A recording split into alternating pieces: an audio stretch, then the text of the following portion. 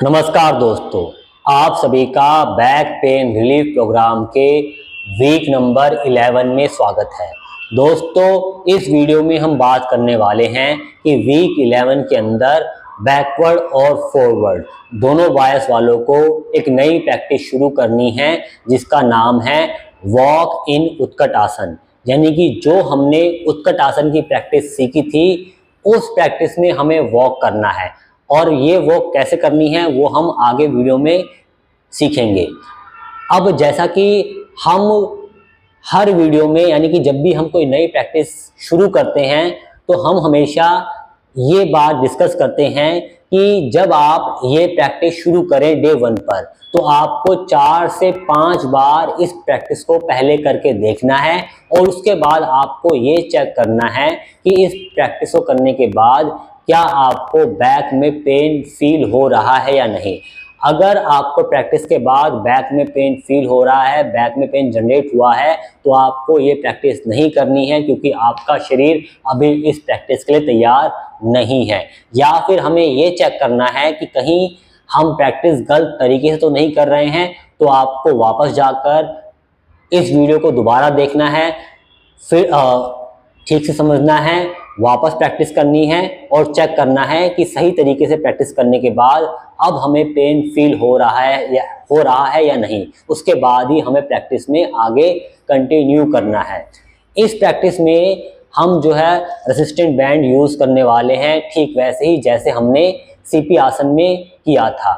अब जब आप ये प्रैक्टिस शुरू करें तो मैं आपको एडवाइस करूँगा कि इनिशियली आपको जो है सबसे लाइट वाले रेसिस्टेंट बैंड को यूज़ करना है। इनिशियली आपको सबसे लाइट वाले रेसिस्टेंट बैंड यानी कि जिसमें सबसे कम रेसिस्टेंट हो उसको यूज़ करना है और धीरे धीरे प्रैक्टिस के द्वारा आपको इसमें भी प्रोग्रेस करना है। यानी कि आपको धीरे धीरे जो हैवी रेसिस्टेंस वाला रबड़ बैंड है उसको आपको यूज़ करना है आगे चलकर। तो चलिए देख लेते हैं कि प्रैक्टिस को करते कैसे हैं, क्या चीज़ें हमें ध्यान रखनी है।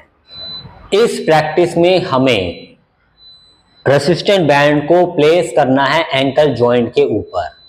दोनों पैरों के बीच में गैप रखना है, तकरीबन हमारे वेस्ट रीजन की चौड़ाई जितना हमारा पेल्विक की चौड़ाई है उतना हमारे दोनों पैरों के बीच में गैप।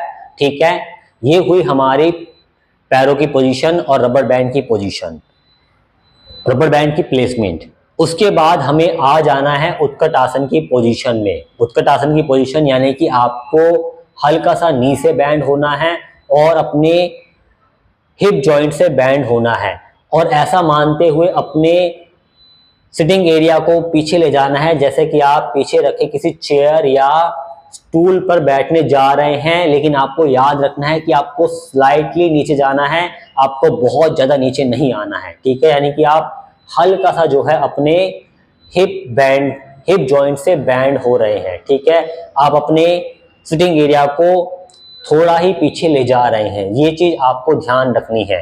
नी हल्का सा ही बैंड करना है। ठीक है, यानी कि आपको ना तो बहुत ज्यादा नी बैंड करना है आगे, ना ही आपको हिप को बहुत ज्यादा बैंड करके नीचे जाना है। तो आपको ये चीज ध्यान रखनी है। ठीक है, ये हुई हमारी उत्कट आसन की पोजीशन। हथेलियां या तो थाई के ऊपर या फिर हम अपने वेस्ट रीजन पर रख सकते हैं। अब सबसे इंपॉर्टेंट बात, आपको अपने बायस के अकॉर्डिंग अपनी पोजीशन को एडजस्ट करना है। यानी कि अगर आप बैकवर्ड बायस वाले हैं तो आपको अपने लंबर रीजन में, लोअर बैक में नेचुरल कर्व मेंटेन रखना है और अपने हेड को उठाकर छत की तरफ देखना है ताकि हमारा लंबर रीजन में, लोअर बैक में नेचुरल आर्च मेंटेन रहे। जो फॉरवर्ड बायस वाले हैं उन्हें अपने हेड को, फेस को सामने रखना है, उन्हें ऊपर नहीं देखना है। अब यहाँ पर फिर से मैं याद दिला दूं, बैकवर्ड बायस वालों को भी जानबूझकर बहुत बड़ा आर्च जो है नहीं बनाना है। ठीक है, यानी कि उन्हें अपने लोअर बैक को, लंबर को ओवर एक्सटेंड नहीं करना है। ठीक है, जो फॉरवर्ड बायस वाले हैं उन्हें नॉर्मली रहना है। ठीक है, यानी कि उन्हें भी नेचुरल आर्च मेंटेन रखना है। लेकिन अगर जब वे प्रैक्टिस करें और उन्हें थोड़ा सा बैक में पेन लगे तो वो अपने लंबर को, अपनी स्पाइन को थोड़ा फॉरवर्ड लीन की पोजीशन में रख सकते हैं अगर उन्हें नेचुरल आर्च मेंटेन करने में बैक में पेन लग रहा है। ठीक है, इस तरह से उन्हें ध्यान रखना है। फॉरवर्ड बायस वालों को फेस सामने, ठीक है, नेचुरल कर्व मेंटेन या फिर हल्का सा फॉरवर्ड लीन की पोजीशन में हमारा स्पाइन। ठीक है, ये हुई हमारी पोजीशन। ठीक है, अब यहां से हमें करना क्या है कि हमें वॉक करना है आगे या पीछे की तरफ। ठीक है, फॉरवर्ड और बैकवर्ड बायस वालों को अपनी अपनी पोजीशन ले लेनी है, यानी कि अगर आप बैकवर्ड बायस वाले हैं तो आपको हेड को उठा के रखना है। ठीक है, आर्च मेंटेन है। ब्रेसिंग टेक्निक यूज कर लेनी है वॉक करने से पहले ही, यानी कि आपको कॉम्पैक्टनेस बना के रखनी है अपनी कोर मसल्स की। ठीक है, और उसके बाद आराम से आपको बारी बारी से जो है अपने फुट को आगे बढ़ाना है, बारी बारी से स्टेप आगे लेना है। ठीक है, और इसी तरह से आपको पीछे जाना है। ठीक है, आपको इसी तरह से पीछे जाना है, जहां से आपने प्रैक्टिस शुरू करी थी वहां आपको पीछे जाना है, सीधे हो जाना है। ठीक है, ये हुआ एक रिपीटेशन। वापस आके थोड़ा सा आपको लेग शेक कर लेना है। ठीक है, थोड़ा लेग शेक कर लेना है ताकि आपको थोड़ा रिलैक्सेशन मिले। फिर सेकंड रिपीटेशन, जितना आपके पास स्पेस है उसके अकॉर्डिंग जो है आप इस वॉक को कंटिन्यू कर सकते हैं। ठीक है, सेकंड रिपीटेशन यानी कि उत्कट आसन की पोजीशन। ठीक है, अगर आप बैकवर्ड बायस वाले हैं तो आपने हेड को ऊपर उठाया और हेड को ऊपर उठा के रखते हुए कोर मसल्स की कॉम्पैक्टनेस को मेंटेन रखते हुए आपको जो है धीरे धीरे आगे की तरफ चल के जाना है, धीरे धीरे आगे की तरफ चल के जाना है। ठीक है, धीरे धीरे आगे की तरफ आप चल के जाना आगे। ठीक है, उसके बाद इसी तरह से आपको पीछे जहां से आपने प्रैक्टिस शुरू करी थी, ठीक है, उसी तरह से वहीं उसी प्लेस पर, उसी पॉइंट पर आपको पहुंचना है। ठीक है, वापस शरीर सीधा, थोड़ा रिलैक्स, कोर मसल्स रिलीज। ठीक है, ब्रेथ नॉर्मल, थोड़ा सा थाई हमारे रिलैक्स, लेग को थोड़ा शेक कर लेना है हमें। ठीक है, लेग को शेक कर लेना है।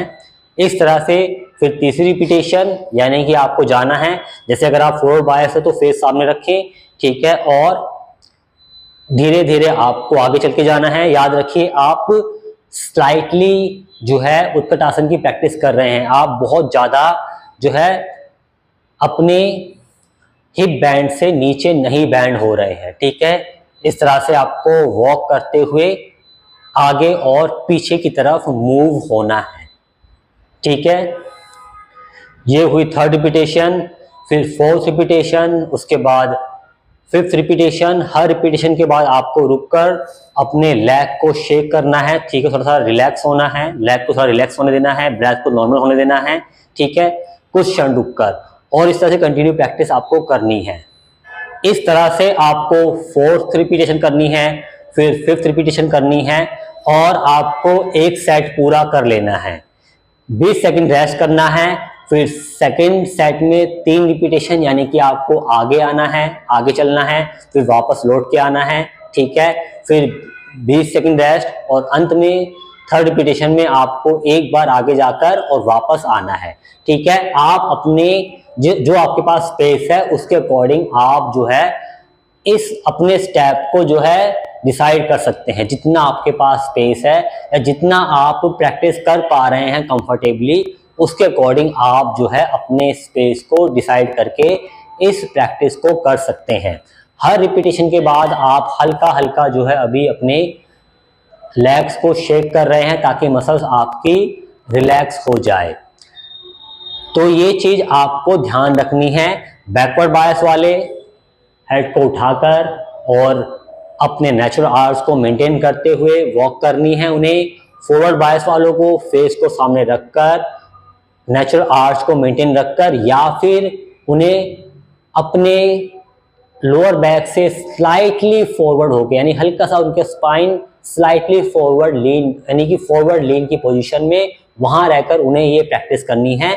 तो ये चीजें आपको ध्यान रखनी है। जैसा कि आप सभी लोग जानते हैं कि हम 5, 3-1 के प्रैक्टिस पैटर्न से प्रैक्टिस शुरू करते हैं और धीरे धीरे हम जो है आगे प्रोग्रेस करके अल्टीमेटली 10-8-6 के प्रैक्टिस पैटर्न पर पहुंचते हैं।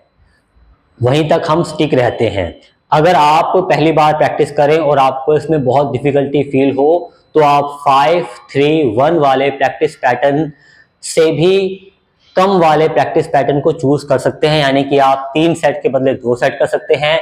आप 5-3-1 के बदले 3-2-1 कर सकते हैं, 4-2 कर सकते हैं, 3-2 कर सकते हैं, जैसा आपको कंफर्टेबल लगे अपने अकॉर्डिंग।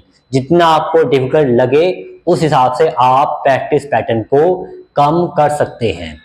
तो आई होप आपको ये वीडियो पसंद आया होगा। मिलते हैं अगले वीडियो में। आप सभी का इस वीडियो के अंत तक बने रहने के लिए धन्यवाद।